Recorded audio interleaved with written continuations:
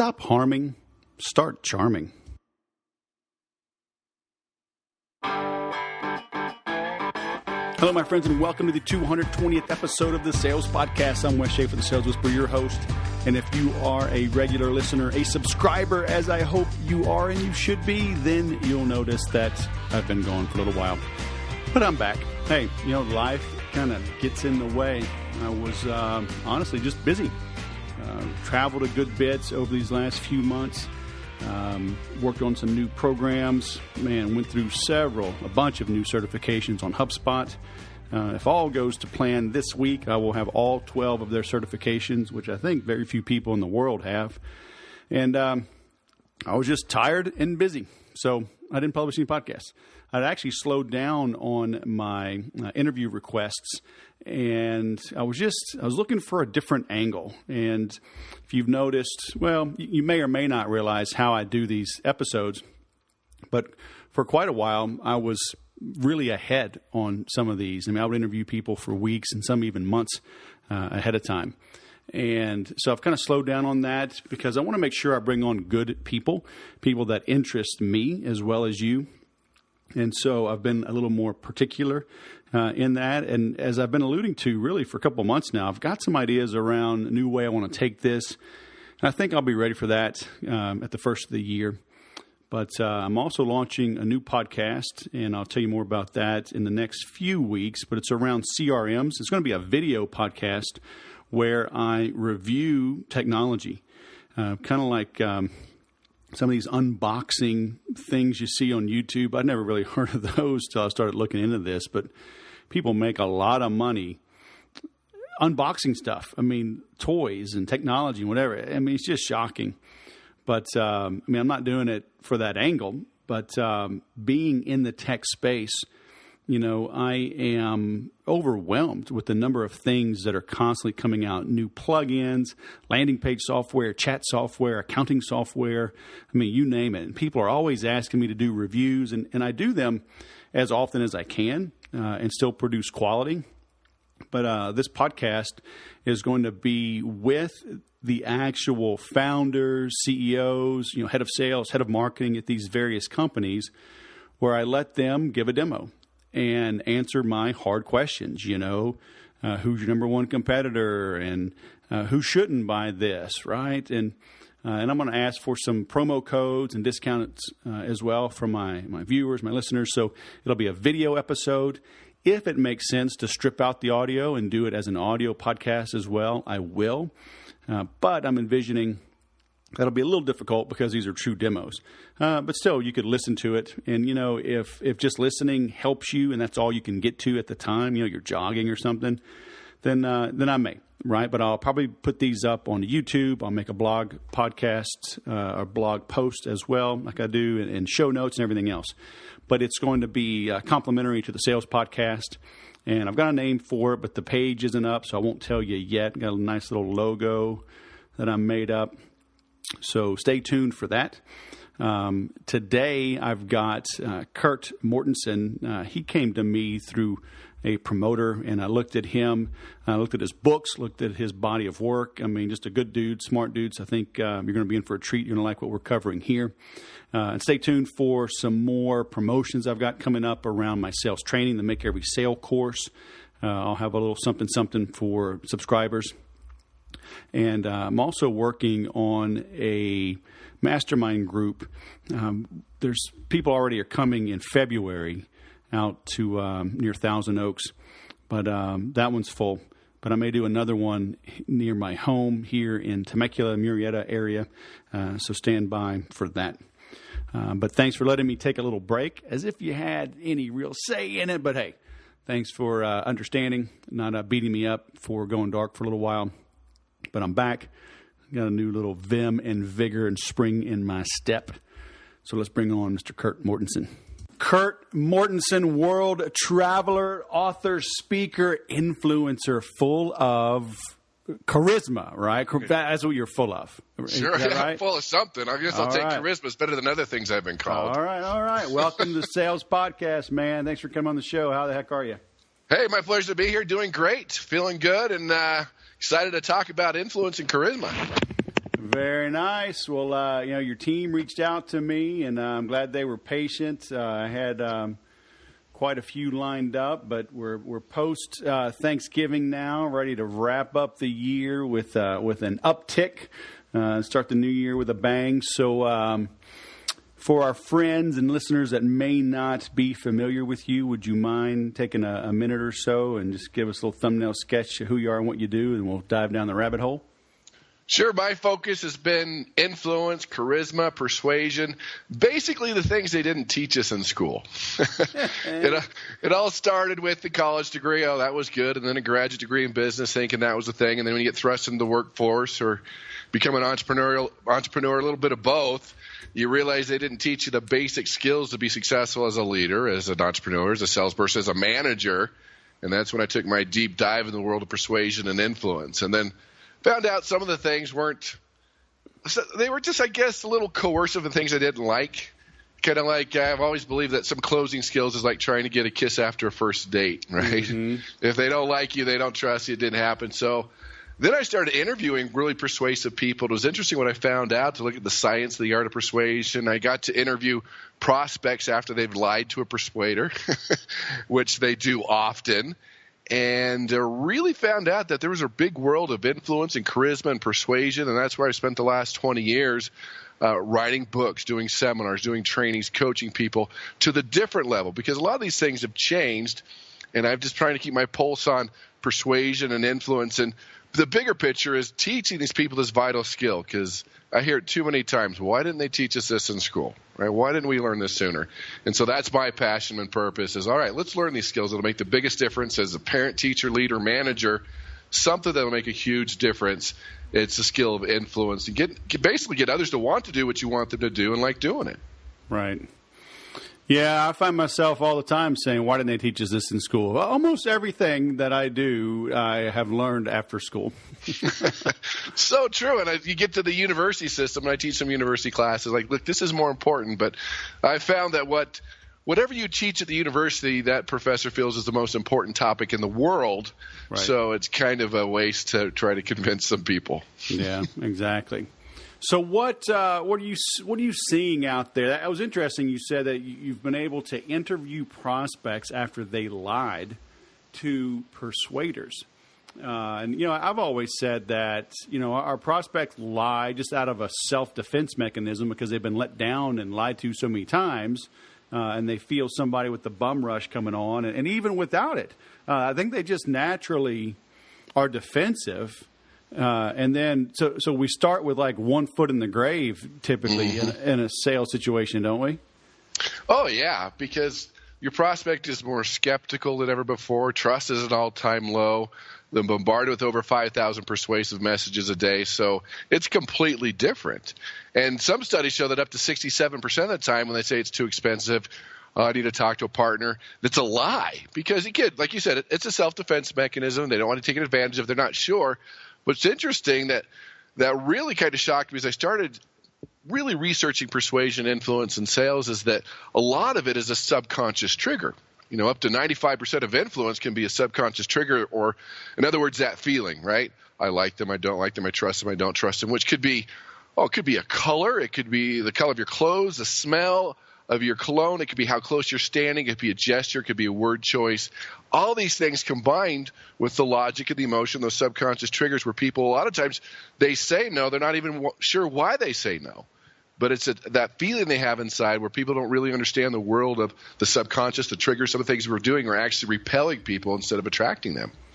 So tell me that again. So up to 95%, is it 95% of decision-making or 95% of the time when they say no? The decision-making process. I mean, a lot of it's initially, but it's all through the whole process. But especially when they meet you for that first 30 seconds, they're deciding pretty fast, all right, am I sticking around? Do I like them? Do I trust them? Right. And that could have devastating consequences. And people just don't know. They go straight for the logic. They go straight for the vomiting all the features and don't realize the other side of the game. Right. So what is the other side of the game? Oh, should we talk about that? Kabam. I get right to it, baby. All right, to it. It is the emotional side, the subconscious side, and every salesperson and leaders heard this before. but you really have to look both sides of the equation. And the subconscious trigger comes from you call it the amygdala, the caveman brain, the reptilian brain. We've heard a lot of different names, but all our input kind of goes through an emotional sensor in our brain, and we feel things. And we like to think we're logical people, but one study that was really interesting they actually did with college students, they split the class in half, and they gave them a very controversial topic. And they said, okay, this half, record a presentation, you can only use logic. And this half, they said, record a presentation, you can only use emotion. So they did that. They turned in their assignments, and they took these presentations, and they showed them to other people and said, okay, is this a logical appeal, or is this an emotional appeal? And they're all over the map. I mean, nobody could figure out what was going on. Then they asked one more question. They said, do you agree or disagree? This is what they found out. They said if they agreed, they said it was logical, whether it was or not. And if they disagreed, they said it was emotional, whether it was or not. And so the message being is that they're intertwined. Sometimes we don't even know. We think we're logical, but we have those feelings, those triggers. And so we need to be more aware of what we're wearing, how close we're standing, our gestures, the actual words we use. A lot of research shows that every word you use can attract or repel people, and some people don't even think that through. And those are the things that make a big difference when you're persuading an influence, because anybody can do the logic side. It's the emotional subconscious side that we need to work on. Now, ain't that something? You're here to tell me that words mean something? What do you know? Words have meanings? Well, golly. Oh, my gosh. I know. I keep telling people that. Actually, that reminds me. I owe a guy an email. He reached out to me, and he's down on his luck, and I took his call. And this guy, he didn't use any bad words, but we spoke for 40 minutes, and we were driving my daughter to soccer, and I took the call for about 15 minutes, and we rode in the car, and my wife was driving, and I had him on mute. And she's like, is he still talking? I mean, in a 40-minute conversation, he's calling me, asking me for help, asking me for assistance. And I literally spoke about 3 minutes in a 40-minute conversation. Isn't that amazing? People trying to get their message out, they never really listen or try to persuade people, because it's worked every once in a while, but it's not working now. Yeah. So we use the wrong words, or we use too many words, huh? Wrong words, too many words. And a big factor there is a lot of times we use words that we use every day that don't have that subconscious trigger for us, but other people feel those words. And it's interesting. I mean, if you want to look at a good model, it's the airline industry. They've really learned how to package their words in a really good way. In fact, pilots go to school before they're allowed to fly to kind of learn what words they can and cannot use. Oh, yeah? I mean, yeah, you watch – well, think about the video presentation when they say, in the event of a water landing. You're like, well, hello. It's not when the plane hits the water and the wings rip off, or even worse, in case of cabin depressurization. And the unexpected. Yeah, exactly. You're like, that's a hole in the plane. Hole in the plane sucking everyone out. And you look at your barf bag, it says for motion discomfort. They don't clean a plane, they refresh it. The plane's not late, it's not delayed. They don't lose your luggage, it's misplaced. And the pilots are trained to say, are never going to say, if they're trained right, plane's broke, ladies and gentlemen. Mm-hmm. No, it's going to be mechanical difficulties. And so, take a lesson from that. It matters. There's not even a bathroom on a plane. There are lavatories. I mean, just because there's that thing. And even we hear this with large companies. One of the first things they'll do with large company and their sales organizations, they don't realize that they call them sales all the time. It doesn't matter. But when someone looks them up online, they call up and they're interested in a topic, and someone says, the operator says, well, yeah, let me transfer you to sales. That's instant resistance. Like customer care, customer service, a consultant, we've noticed a bump in sales just by doing that. Why trigger resistance ahead of time? Because to them, they use it every day. It doesn't faze them. And that's the challenge. We got to look at the words that we use and how we say them. Okay. That brings up a good point. Because how many, like Southwest Airlines they're hysterical in that, right? And they're like, in the unlikely event of a sudden loss of cabin pressure, as soon as you stop screaming, put the oxygen mask on, and so they're kind of funny about it, because haven't we, to a degree, have we taken that too far?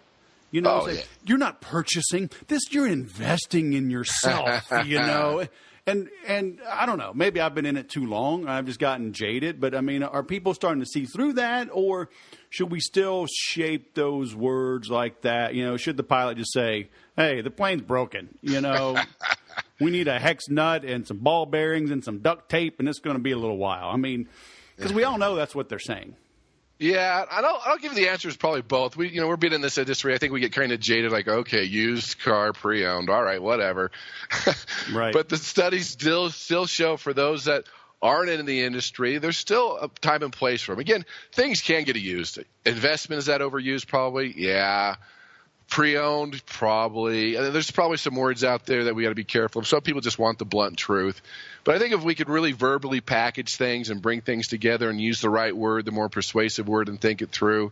But if it's outright cheesy or we call high lactose and people see right through it, it's going to have the opposite effect. And that's something I've always believed. If someone doesn't like you or trust you, it doesn't matter what word or what clothes or what you use. It's not going to matter. You've got to build that trust and connect with them before you start doing some of these other things. So how do we build that like and trust? Well, here are the studies. I mean, this is a whole other topic here. But when people like you and trust you, you about have an 88% chance of influencing them to do something. And so we talk about things that really matter. And the first of all, let's talk about the connectivity part, the connection, the rapport part. And I've always asked people this. I say in a seminar, I'll say, hey, you know that annoying person nobody likes? You know that person that rubs you the wrong way? You know that person that thinks they're funny but they're not? And everyone's head goes up and down. I say, well, that could be you.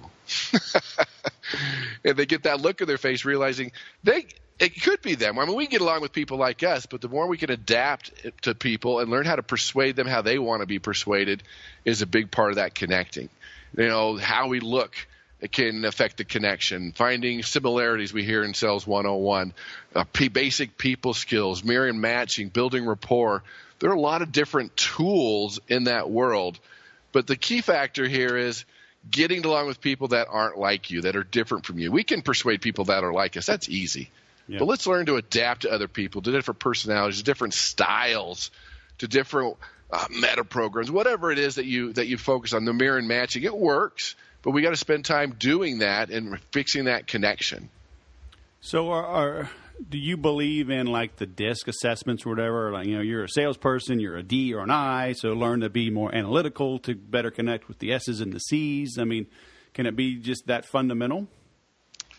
Yeah, I mean, when you look at the different assessments, and some of them have 32 different personality styles, which is enough to make anybody's head blow up thinking how to connect. And so there's what I think the bigger picture, and even for most salespeople, is that there's just too much there to think, well, I'm a D and they're this and they're – is that they can just pick out a couple different things. All right, they're analytical, they're amiable, and just adjust to that. Or they're motivated by inspiration or desperation. And to pick 2 or 3 things to adjust to is going to be more beneficial than trying to do the whole personality thing. Now, I like the personality things. I think it's good to know strengths and weaknesses and some different things. But in that sales process, I've seen for most salespeople especially, it's just too much, and they go back to their default setting. Right. But again, if you could just pick up 2 or 3 different personality, maybe just styles more than or programs, I guess we can call them. Pick a couple of those up. That'll make a big difference in their ability to persuade. So we're fresh off of this wonderful election for president. And, you know, it seemed like both the major candidates, I mean, Clinton and Trump, were just rallying their bases rather than trying to reach across the aisle. Was that be a safe assessment? That's all they could do, because they weren't connecting with if it wasn't their base, they weren't connecting. They didn't have any trust. And so that's all they could have done. They didn't have the time to build trust and connect with people that weren't part of their base. The base was easy because, you know, they'll vote for whoever smiles has that ticket. Right. And so that's what they tended to focus on. They didn't spend time on really, you know, building the trust and connecting and getting the platform out. So that was a unique thing about this election. So what about, should salespeople spend more time shoring up the base, or is it nature of the beast? I mean, you got to go out and get new territory, so you can't. You know, examples I always use, at least in communication and marketing, is Rush Limbaugh and Howard Stern. You know, those guys don't apologize for who they are. They know who loves them, they know who hates them, and they stir the pot both ways, right? I mean, they don't apologize at all, and they own their segments. You know, should salespeople or businesses be that cut and dry, or should they try to soften the tone to reach across the aisle, if you will? Wow, that's a great question. I think a lot of it depends on, you know, do you look for new prospects? Your existing prospects, they're the ones that are easiest to sell. They've already been sold. They're easiest to influence. You know, a buyer's a buyer's a buyer. We've all heard that before. And I think with them, they like the purpose. They like the passion. They like our conviction. But then we always need to reach out and keep building the base, bringing in more prospects and talk to them and reaching out to them. But it's interesting. You talked about Rush Limbaugh and Howard Stern. Even when people don't agree, people do appreciate that passion, that purpose, and that people aren't going to back down that direction that they're going, even though they don't agree. So I think people do appreciate it. Even if they don't necessarily purchase your product the first time, your conviction and your purpose and your passion, people appreciate that. They're looking for that. That's part of being charismatic and being influential. Right. Yeah, because I think sometimes there's too many people, they are that milk toast, right? They're just blah, and it's like, golly, can you stand for something? I remember the Apple versus PC commercials. I mean, that was a big hit for them, for Apple. I'm a Mac, I'm a PC, and they didn't apologize for being a Mac, and they were picking on PC users. So, do you think companies that in trying to not be offensive, end up just being forgettable? Yeah, absolutely. I believe that. Even in the influence in the sales process, when you agree with everything and you don't have any other advice, and it's like the prospect's going, well, come on, give me something. Have some purpose, have some passion. You're agreeing with everything, to where he's like, no, I don't think that would be appropriate. Maybe this product's not good for you right now. And people appreciate that more and more, that direct honesty, to where they can believe you and take you as a consultant versus someone who's just supposed to agree with everything and be nice about everything and not have a point of view about anything. That can really diffuse the whole influence situation. Right. So should people, like salespeople and businesses, should they just say, look, this is how I am, rise up to my level, or should they be more pliable, amiable? I'm thinking of like a friend of mine's a chiropractor I'm doing some work with. I've been doing a lot more work in the last few months with chiropractors. Should they be really listening in, or be more of that authority? Like, hey, I'm the expert in the white lab coat. Shut up, sit down, listen to me. Mm-hmm. You know what I mean? Sure. Is it a personal thing, or? Well, I think it's a little both, because the key factor is when someone comes in, a prospect comes in the first time. Let's take chiropractors, right? They're out the first time. They're meeting for the first time. They see the white coat, like you mentioned. And there's a degree on the wall, so there's a little credibility, a little trust. But I think the ability to listen, to get that connection, to build the trust, to demonstrate your expertise, to reveal some new information the prospect hasn't thought of, then all of a sudden when you become the expert, then there's very little resistance. That's when you can say, okay, this is what you need to do. I recommend this. You need to do this, this, and this, and this. And so it's kind of a combination of the two, to where you want to be able to do that, but you really can't do that until you've built that trust, that expertise, and have that connection. Okay, you're the expert. All right, when we go to the doctor, they've been our doctor for 20 years. They say, do this. You say, okay, there's very little resistance, but they've built that up over time in those first couple of meetings especially, to where okay, you're the expert. Just tell me what to do. How do you do this over the phone? Somebody calls up. I sell a lot of software, HubSpot, Infusionsoft, things like that. I call you up though, and hey, Kurt, yeah, I see you're an Infusionsoft guy, but I'm thinking of HubSpot. I've done demos on both. Yeah, as I'm getting quotes from everybody. Your name came up, but why should I do business with you? So I'm like, whoa. That happens a lot. Mm-hmm. I don't know this person. They've been on my website a lot. I've got a lot of videos, content. How does a salesperson in that situation remotely, right, over the phone, this person may be 3 time zones away, how can they establish that rapport and that authority when it's starting out, right, where you're basically a quote monkey, right? That prospect is calling saying, give me a quote. how do they turn that around? Yeah, that's a good one over the phone when they're just give me a quote. I'm collecting quotes. And you know that they're probably comparing apples to oranges. You probably know they're not educated enough to make a decision to see that the lowest bid is not the same as maybe one in the middle or the highest bid. So a lot of times with that too is just agree. All right, let me give you a quote. Let me give you a bid, but then you kind of backtrack a little bit, let the resistance go down. And the latest research has shown that if you could just say, all right, well, before I do that, I just need to ask you 2 or 3 questions or whatever it is, get a little bit of information, and then at that moment, as you're building that trust, if you can reveal something or teach them something unique or different, or they haven't thought about, or they didn't expect in the proposal, or something that could go wrong, something just to differentiate you, then all of a sudden it piques their interest. You're more of an expert. They're more open to listen. They're more open to answer more questions. But that's got to happen initially, just something that's different, unique, they haven't thought of, something that could go wrong, a danger. If you could get that, say, in the first couple of minutes, now all of a sudden, whoa, I haven't thought about that. This is an expert. And maybe because once you're the consultant or the doctor, they're willing to answer more questions. That seems to be the turning point, the pivotal point for a conversation, even face-to-face, but especially over the phone. Yeah. So I like that idea, kind of the give and get, right? Give them a little nugget or something. I've been a big proponent over the years of, my goal is to ask a question that the prospect can't answer, to demonstrate my knowledge and to put doubt in their mind without me saying, hey, dude, you don't know as much as you think you know. That's why you're calling me. That's why you're still researching. That's why you're still getting quotes, because there's something you don't even know you don't know, and so it's missing, it's lacking, and deep down you haven't found what you need. So is that two sides of the same coin?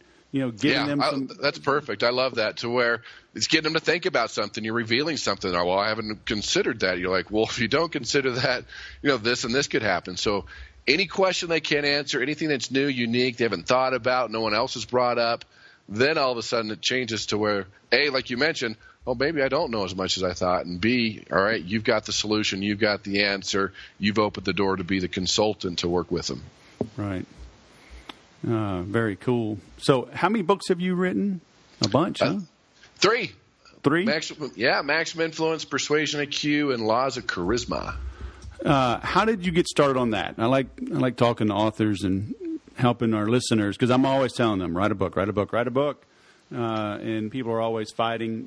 Did you self-publish any of those, in the beginning? Did you go the traditional route? I did the traditional route. Originally, it was going to be a college text, but what happened is I was teaching public speaking at a university, and a professor called me and said, we want you to teach rhetorical methods. I'm like, what?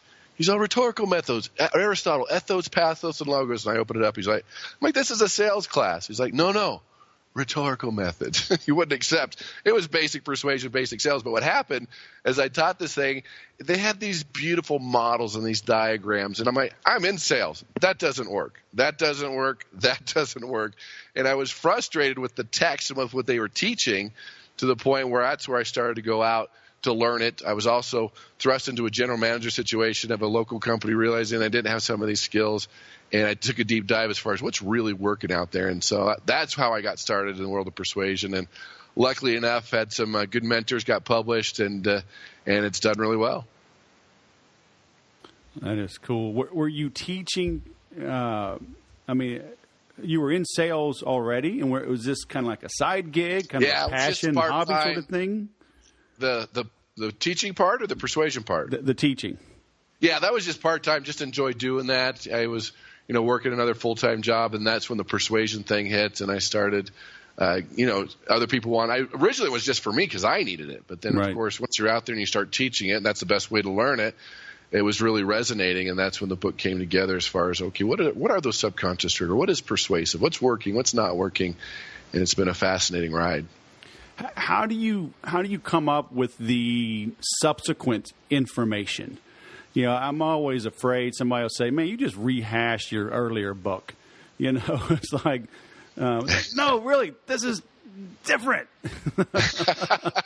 That is frustrating, because usually you have to rehash something, because if you're reading your third book and they haven't read your first book, that wouldn't make sense unless you rehash something. So there has to be a little rehashing there, so it can be a little frustrating. But then you have the people who read all three books. I do with a lot of research intercepts. I do a lot. My books are based on a lot of scientific studies, so that keeps the information fresh. But there's always, with any book, there's going to be some overlap. The interesting one was, what I always tell people is, like, look, most people are only using 5 to 6 influence tools. There's over 100. Right? As Maslow says, if the only tool in your toolbox is a hammer, you treat everyone like a nail. Learn to get more skills. And what happened was, people ask, well, what's the most important skill? Right? They want to go right to the jugular. What's the most important skill? And that's where charisma is the most important. When you're charismatic, people want to be around you. They want to be influenced you. And that's where charisma was born. The book, as far as really knowing what it takes to be more charismatic and more influential. So do you list those 100 in one of your books? Not directly. A lot of them are in Maxim Influence, and we put some in Persuasion IQ. But they give and then charisma is the one tool we expanded on, and it is something you're born with and something that you could learn a little bit of both. But that's a great one of the tools that can be learned and mastered. Is charisma? Yeah. Very nice. And they can master all those in your books, right? That is correct.